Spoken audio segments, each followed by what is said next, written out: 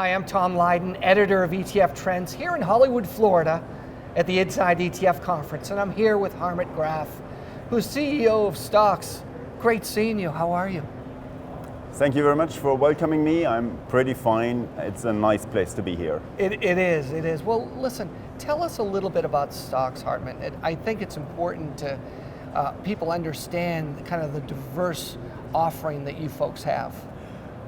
We are, of course, best known for being a European index provider or owning European indices. But Yeah. of course, we have emerged over the past years to become a real global index provider, now offering indices across the world, having teams across the world, and now in total something more than 100 billion euros assets under management are linked to our indices. Right, and that's really important because there are a lot of big ETF issuers here that you work with, that you're partnering with to create new, not only indices, but ETFs that wrap around them, correct?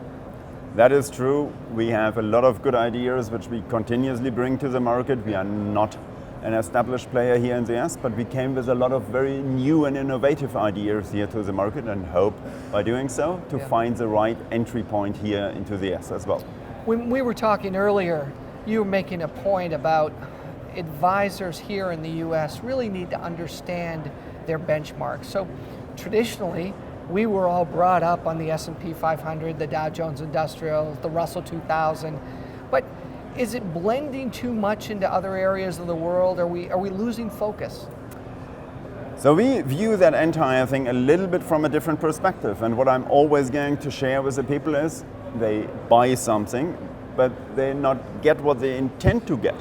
So they buy the S&P 500 and they intend to get exposure to the US, but actually what they really get is only about 2/3 exposure to the US and a lot of other exposures to other countries. They usually learn it the hard way, and the recent example is the China crisis, when the US indices had been hit hard by the China crisis, and the simple answer why that happens is the companies in the US do have a lot of economic exposure to China.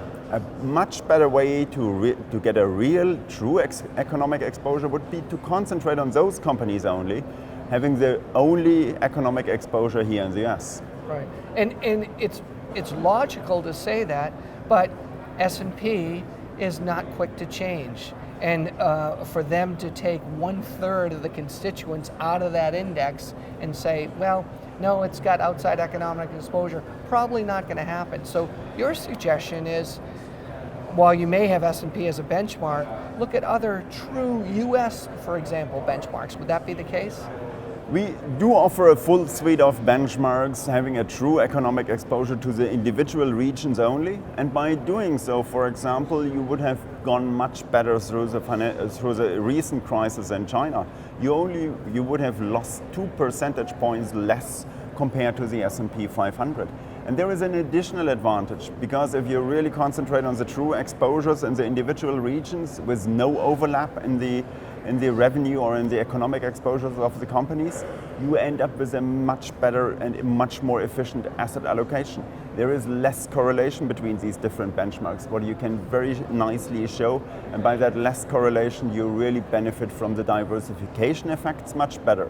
I think overall your message is this: today, with all the technology, all the transparency, we as advisors need to be maybe doing a little bit more work on clarification of our benchmarks and also what the underlying constituents actually represent. Would that be correct? That is correct. You of course can buy into the S&P 500, but you should definitely know what you are going to buy. You are not going to buy pure US exposure. Yeah.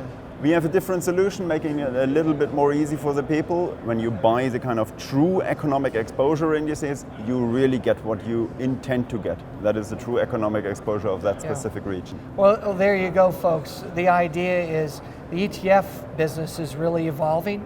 The indexing business is also evolving, maybe even at a faster rate.